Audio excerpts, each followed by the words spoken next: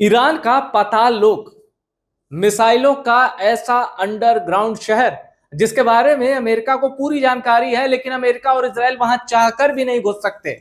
मिसाइलों का ऐसा जाल जो अमेरिका और इजराइल के जी का जंजाल बन चुका है। आज मैं आपको इस वीडियो में बताऊंगा ईरान का पाताल लोक क्या है, इसकी मिस्ट्री क्या है और कैसे डोनाल्ड ट्रंप की टेबल पर ईरान के पाताल लोक से जुड़ी फाइल होने के बावजूद अमेरिका की सेना बेबस है, इजराइल की खुफिया एजेंसी बेबस है और यूरोप के देश खौफ के साए में हैं, क्योंकि डिएगो गार्सिया पर एक मिसाइल चलाकर ईरान ने बता दिया कि यूरोप उसकी जद में है। आइए वीडियो की शुरुआत करते हैं और आज मैं आपको टॉप इंटेलिजेंस रिपोर्ट के हवाले से ईरान के उन शहरों के नाम बताऊंगा, उन मिसाइल फैसिलिटी के बारे में बताऊंगा जो जमीन के नीचे, शहर जो होता है ना, आबादी जो होती है उसके नीचे बसा हुआ है मिसाइलों का शहर।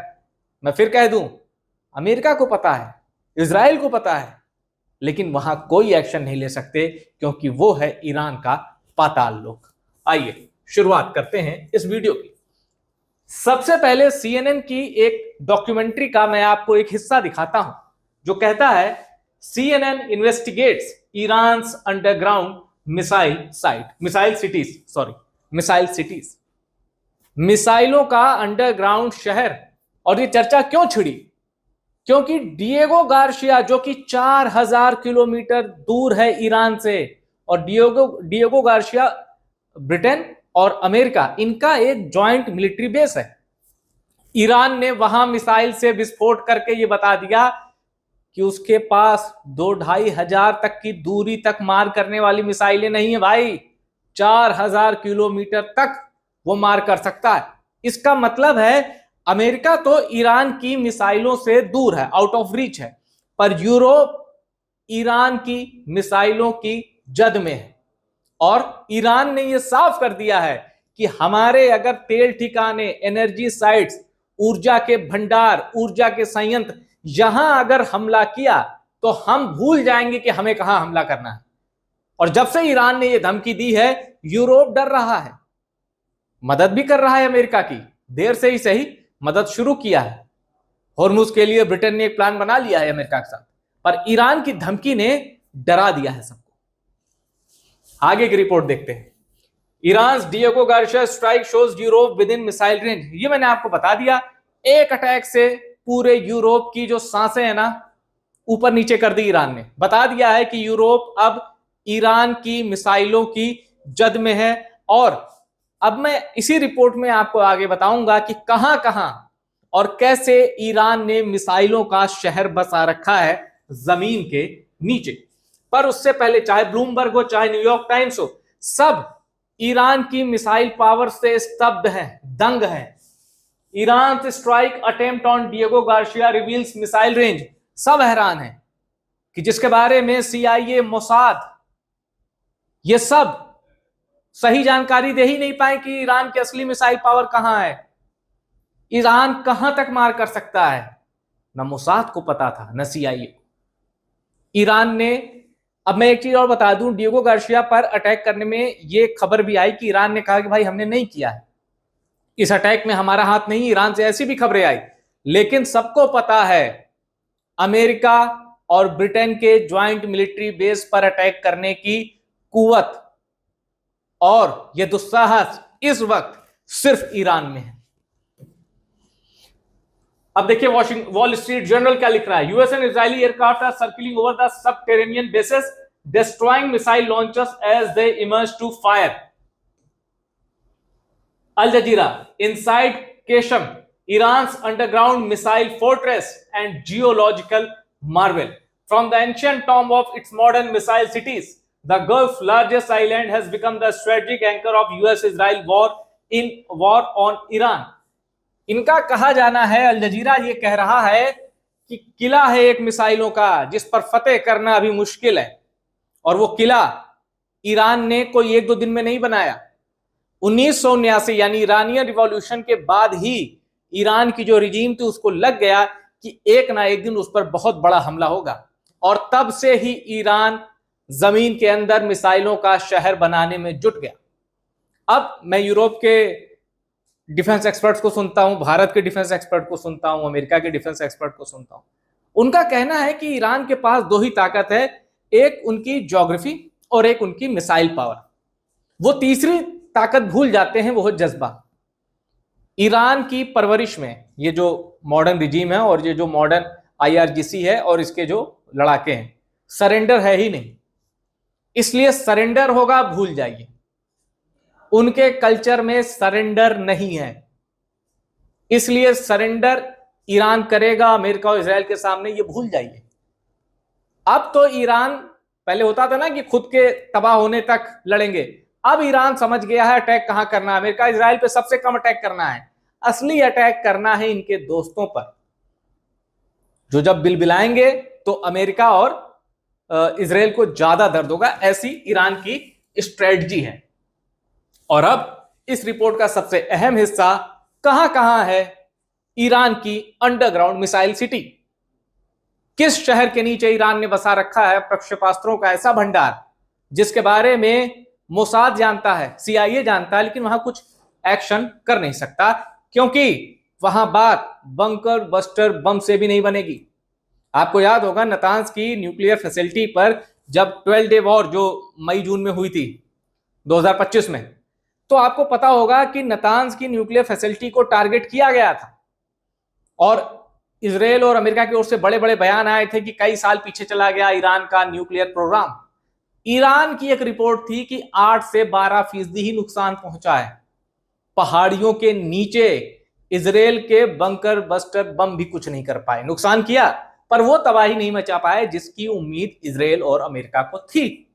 अब आप सोचिए, उसी तरह कई दुर्गम इलाकों में ईरान ने मिसाइलों का एक शहर बसा रखा है। अब मैं आपको उनके नाम, किस स्टेट में है, ये सब बताने जा रहा हूं, और ये एक वेरीफाइड इंटेलिजेंस रिपोर्ट है। Among the missile cities targeted by Israel and United States, the largest is Khorramabad in Iran's Lorestan province. Iran का एक सूबा है, एक स्टेट है लोरेस्तान, और वहां है खुर्रमाबाद, वहां भी अंडरग्राउंड मिसाइल सिटी है। It serves as a storage and launch site for surface to surface and cruise missile, including the Shahab-3. Shahab-3 नाम की मिसाइल के साथ ही वहां सरफेस टू सरफेस और क्रूज मिसाइलों का भंडार है। 12 डे वॉर में भी यहां अटैक हुआ था। अब देखिए, ईरान का एक और सूबा है जिसका नाम है ईस्ट अजरबैजान, वहां भी अंडरग्राउंड मिसाइल सिटी है। कैसे? In East Azerbaijan province lies the Tabriz facility, Iran second largest missile silo complex. State और उस मिसाइल फैसिलिटी सबके नाम है, और ये इंटेलिजेंस रिपोर्ट, इसका पन्ना, इसका जो निचोड़ है वो अमेरिका इजराइल सबको पता है। The missiles stored there have a longer range. Some are theoretically capable of reaching the easternmost countries of Europe.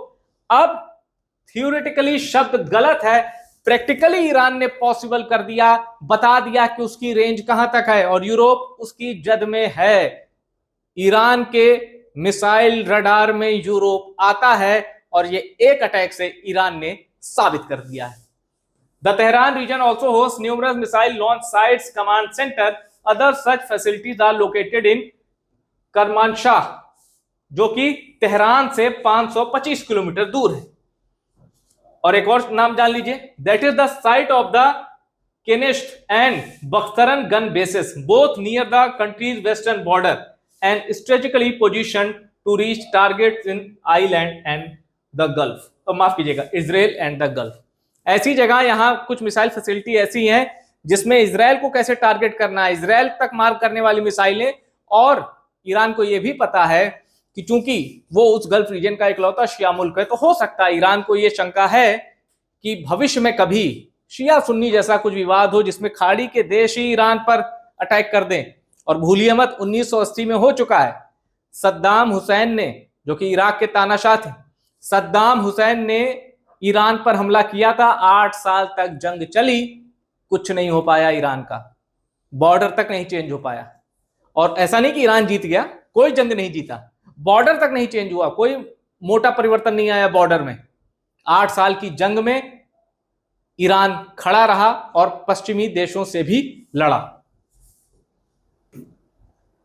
अब एक बड़ा अपडेट मैं आपको दे दूं, जब ये जंग छिड़ी थी उसके 30 घंटे के भीतर ईरान से एक बहुत बड़ा बयान आया था, उस पर मैं आपका ध्यान ले जाना चाहता हूं। वो बयान ये था, now face weapons you have never seen before. अब हम ऐसे हथियारों से अटैक करेंगे जिसके बारे में तुमने मतलब अमेरिका इजराइल, तुमने ना कभी देखा होगा ना सुना होगा। तो क्या डिएगो गार्सिया पर दागी गई वो मिसाइल अनफोर्सीन वेपन जिसका जिक्र ईरान कर रहा है, क्या वो वही अनफोर्सीन वेपन है? इन सवालों का जवाब अमेरिका इजराइल अभी भी खोज रहे हैं। और एक चीज और जान लीजिए, कोई भी डिफेंस एक्सपर्ट ईरान की स्ट्रेटजी से असंतुष्ट नहीं होगा। वो जानता है ईरान जो कर रहा है, किसी भी देश पर इजराइल अमेरिका हमला करते हैं तो वो यही करता। मतलब ईरान की वॉर स्ट्रेटजी डिफेंस एक्सपर्ट्स के होश उड़ा रही है, उनको चौंका रही है कि गजब तरीके से लड़ रहा है। गल्फ के देशों पर भी अटैक कर रहा है, उनके बेसिस पर भी अमेरिका को धमका भी रहा है, इजराइल का नुकसान भी कर रहा है। अभी आप देखिए, इजराइल की स्टेट मीडिया ने माना है कि ईरान के ताजा हमले में 180 लोग घायल हुए। आप सोच सकते हैं ऐसा हमला कि इजराइल में 180 लोग घायल हो जाएं। 180 बहुत बड़ा नंबर होता है। ईरान वक्त के साथ घातक होता जा रहा है, अमेरिका नरम पड़ रहा है, इजराइल नरम पड़ रहा है, ईरान और खूंखार होता जा रहा है। अभी डोनाल्ड ट्रंप कह रहे थे ना कि हम तो ईरान से बातचीत करना चाहते हैं, पर किससे बात करें समझ भी नहीं आता, वहां कोई ऐसा है ही नहीं। ईरान अब अपनी शर्तों पर अमेरिका को बातचीत की मेज पर लाने की ताकत रखने लगा है। और एक बात और, मैं ये कहूं कि ईरान जीत रहा है, एकदम गलत। मैं ये कहूं अमेरिका इजराइल हार रहे हैं, एकदम गलत। एडवांटेज अमेरिका और इजराइल को है, पर ईरान ऐसा प्रतिरोध देगा जे अमेरिका और इजराइल ने नहीं सोचा था। और अब बूट्स ऑन ग्राउंड, जो कि एक हाइपोथेसिस लगती थी, ये कभी हो नहीं सकता, अमेरिका की व्यवस्था का नाम बन चुका है। अमेरिका को अपने सैनिक ईरान की जमीन पर उतारने पड़ेंगे। अमेरिकी एक्सपर्ट कहते हैं कि 10% चांस ही है कि अगर अमेरिकी सैनिक ईरान में उतरे तो उनके जीतने का चांस 10% ही है। और ऐसे में जहां जीतने के चांस, फतेह करने के चांस 10% हो, वहां एटम बम की थ्योरी आ जाती है। और ये सिर्फ हवाई मीडिया या आप सोचिए कि लोकल मीडिया रिपोर्ट कर रहा हो, नहीं, US media, Europe media, atom bomb viral होने लगा है, ट्रेंड कर रहा है कि ईरान जिस तरह अमेरिका की महाशक्ति होने की धज्जियां उड़ा रहा है, इजराइल के मिनी सुपर पावर होने का मजाक उड़ा रहा है, एटम बम पर विचार कर रहे हैं डोनाल्ड ट्रंप। मैं नहीं कह रहा दागी देंगे, एक थ्योरी आ रही है कि डोनाल्ड ट्रंप विचार कर रहे हैं, क्योंकि आपको नवंबर में मिड टर्म इलेक्शन में जाना है।